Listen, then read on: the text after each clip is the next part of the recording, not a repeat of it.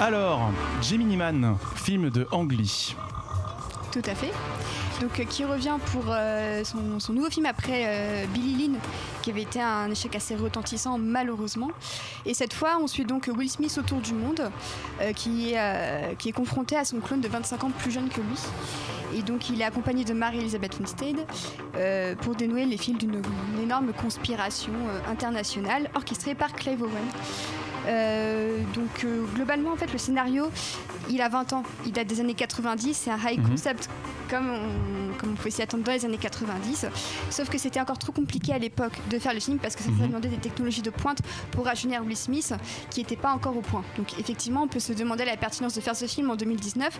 Pourtant, il y a quand même un intérêt puisque les technologies maintenant existent et du coup, le résultat est tout simplement bluffant. Will Smith, à quelques plans près, on voit clairement que le résultat fonctionne et la performance capture sur son clone en tout cas vaut vraiment le détour.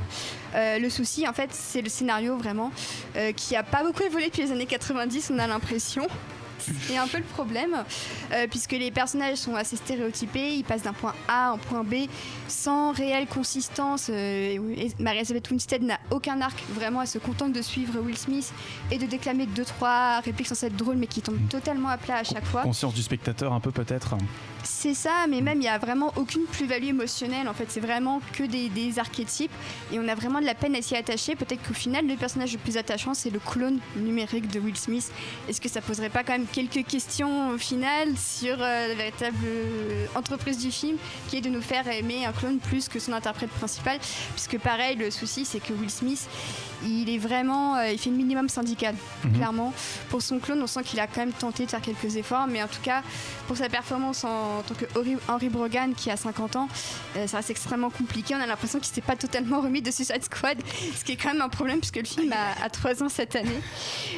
Donc c'est effectivement dommage puisque d'habitude même pour n'importe quel film Ang Lee arrive toujours à insuffler un peu de sensibilité même à son Hulk.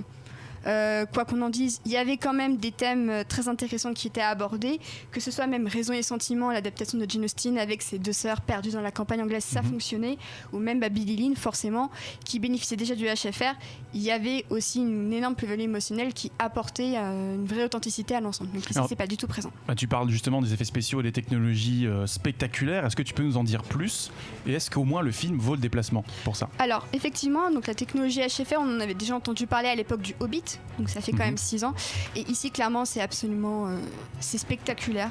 Vraiment, on a l'impression d'être à côté de Will Smith en tueur d'élite. Donc clairement, pour l'aspect visuel, en tout cas, c'est vrai que Gemini Man vaut le coup. Alors, je crois qu'il passe en HFR, notamment au Pathé Beaugrenelle. Donc, si jamais vous avez la carte, Pathé, vous n'avez qu'à payer les suppléments. Mais c'est vrai que c'est clairement un film à voir au cinéma parce que, vu la gueule du scénario, si on voit le film en 2D, sans aucun HFR ou quoi que ce soit, ça revient à regarder un film du dimanche soir qui est tout à fait divertissant. On a sa tasse de thé, son popcorn, on est content. Le truc, c'est que ça va pas beaucoup plus loin malgré le fait qu'on ait le clone de Will Smith qui est absolument irréprochable. Du coup, pour les chanceux qui peuvent se le permettre, évidemment, est-ce qu'on valide ? On valide au cinéma, mais si jamais vous hésitez à mettre 20 € dedans, c'est 20 € qui sont, parce qu'effectivement tout ce qui est technologie du coup ça augmente encore plus le prix de la place de cinéma, donc clairement ça vaut le coup au cinéma. Après si jamais vous le voyez en 2D, clairement vous pouvez vous en passer, c'est vraiment un film à voir en HFR dans les meilleures conditions possibles et c'est un film qui à mon sens traversera mal l'épreuve du temps parce qu'il ne vaut que pour le HFR, donc à voir pour la postériorité du film on va dire. Merci beaucoup pour cette première critique. Perrine, Damien, est-ce que vous avez vu Gemini Man ? Est-ce que vous y êtes frotté ? Alors moi je ne l'ai pas vu encore, mais je pense que je vais y aller. Mais effectivement j'entends beaucoup ça en fait, que le scénario n'est pas terrible et que c'est vraiment si on voit dans la technologie pour lequel il a été conçu que ça vaut le coup. Donc c'est vrai que c'est assez étonnant d'aller voir un film que pour sa technologie, mais je vais y aller. Je vais rattraper mon retard très très vite. Et Perrine, pour toi la démo technique ? Oui, j'ai pas eu l'occasion de le voir non plus encore. Non, malheureusement, j'aurais bien aimé. Mais j'ai très envie de le voir pour la HFR parce que Billie Lynn, qui était déjà aussi en HFR à l'époque, en France, on n'avait pas de lieu pour le regarder en HFR en fait. Donc finalement, on l'a pareil pour le Hobbit. Donc on n'a pas vraiment l'idée de ce que ça fait c'est vraiment le HFR. Moi j'ai très envie de le découvrir vraiment pour voir ce que Ang Lee s'il l'a fait dans cette technologie-là, avec cette forme-là, c'est qu'il a quelque chose à raconter par rapport à ça. Donc moi, ça m'intéresse de voir ce que Ang Lee veut nous faire voir, ce que je n'avais pas pu voir à l'époque de Billie Lynn, et que je trouve déjà être un film fabuleux. Billie Lynn qu'il faut absolument voir, tout comme d'ailleurs l'Odyssée de Pi pour une autre réussite technologique aussi.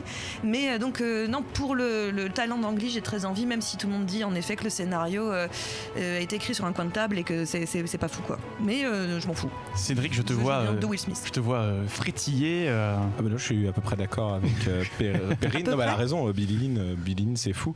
Ce qui est pas mal, moi je l'ai vu 2 fois du coup. T'as vu 2 fois Billie Lynn? Non, Billie Lynn j'ai vu 2 fois, mais Gemini Man je suis allé voir 2 fois, une fois en HFR et une fois dans une salle classique pour essayer de me rendre compte des différences. Ah oui, donc du coup, au niveau des différences. Parce que, comme elle le dit, il y a 3 ans, on n'avait pas de salle Dolby qui permettait d'avoir un écran 4K, 3D, 120 images. C'est pas juste le framerate, c'est vraiment la combinaison des trois, l'expérience que propose Ang Lee. Et il n'y a pas de salle qui le faisait en France, il y en avait 4 dans le monde il y a 3 ans, là il y en a un peu plus. En France, il y en a 10 maintenant qui font ce truc-là.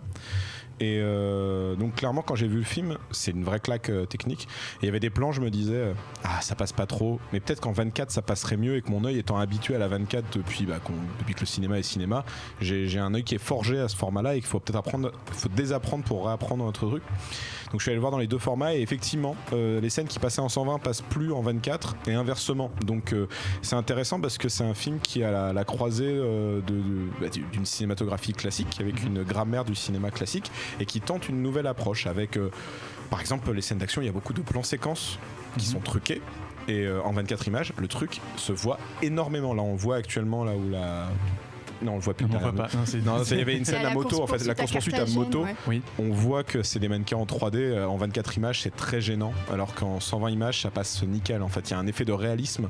On a l'impression d'être devant, de voir Will Smith se prendre des coups. Donc, c'est plutôt pas mal. Et sur la question de ces creux, effectivement, c'est un scénario assez vieux. Tu as dit, il a plus de 20 ans. Ça devait être. En fait, il est passé entre les mains de plein de scénaristes et de producteurs. Finalement, c'est Jerry Bruckheimer. Tout à fait. Pirates des Caraïbes, pas mal Michael Bay qui l'a récupéré. Ça devait être Clint Eastwood, l'acteur choisi au début, il y a 20 ans, sur le projet. Ce qui aurait été aussi très intéressant sur le concept. Logan, 20 ans avant.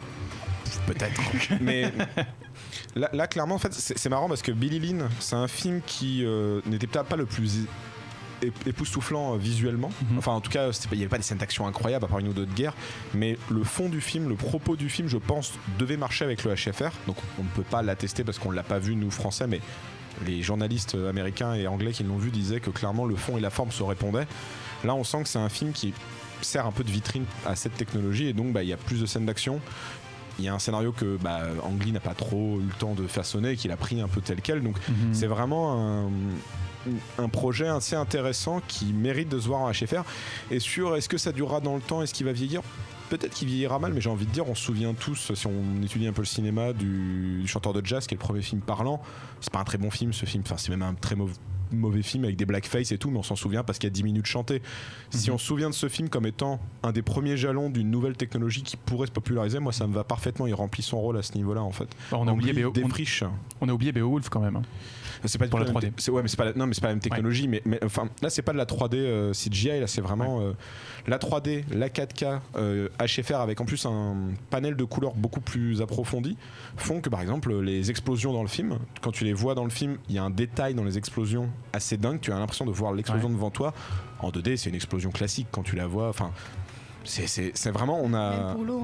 Même l'eau visuellement. C'est incroyable, on se croirait à la Géode en train de regarder un documentaire. Le vrai souci, en fait, il est esthétique dans le sens que les images, dès que tu dépasses un certain framerate, ça fait image de télévision, ça fait image de documentaire ou de retransmission sportive. Donc tu te dis, ah là là, ça fait bizarre, ça fait trop réaliste. Mais c'est qu'une question d'esthétique. Je renvoie à cette très bonne vidéo de Monsieur Bobine qui dure 7 minutes. Le HFR, parce que tout est dit. En 7 minutes, il explique ce qu'est le HFR, il explique d'où vient cette technologie, ses inconvénients esthétiques et ses avantages qui ne sont que technologiques en fait par rapport au format qu'on a actuellement, qui est quand même assez dépassé pour beaucoup de choses.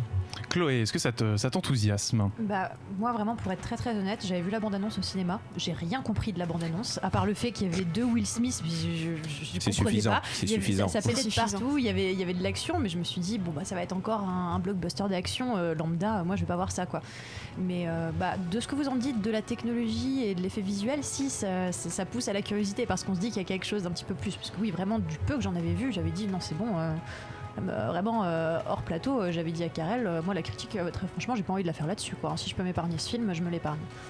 Donc là, je change d'avis. Merci. Et point positif final, les salles Dolby, on n'en a pas parlé, mais c'est une super expérience. C'est des sièges en cuir de papa, génial, avec inclinaison pour les pieds, la tête. Il y a un confort. C'est dangereux ce truc-là. C'est dangereux, c'est un coup à s'endormir. Bah ouais, mais c'est pas très grave. Mais je veux dire, j'avais vu le Roi Lion dans cette salle, j'avais failli m'endormir. Tu payes 22 euros. J'avais vu dormir dans cette salle. Mais pour 22 euros, t'as un confort technologique. Et dans la salle, t'as vraiment un confort, t'es à l'aise, t'es vraiment bien. Moi j'avais eu la chance de voir X-Men Dark Phoenix dans cette configuration, c'était incroyable. Non, c'était bien. Enfin, c'était sympathique, voilà, on va dire. Bon, c'est tout pour ce segment critique. Jeux vidéo, BD, manga, séries et cinéma de genre.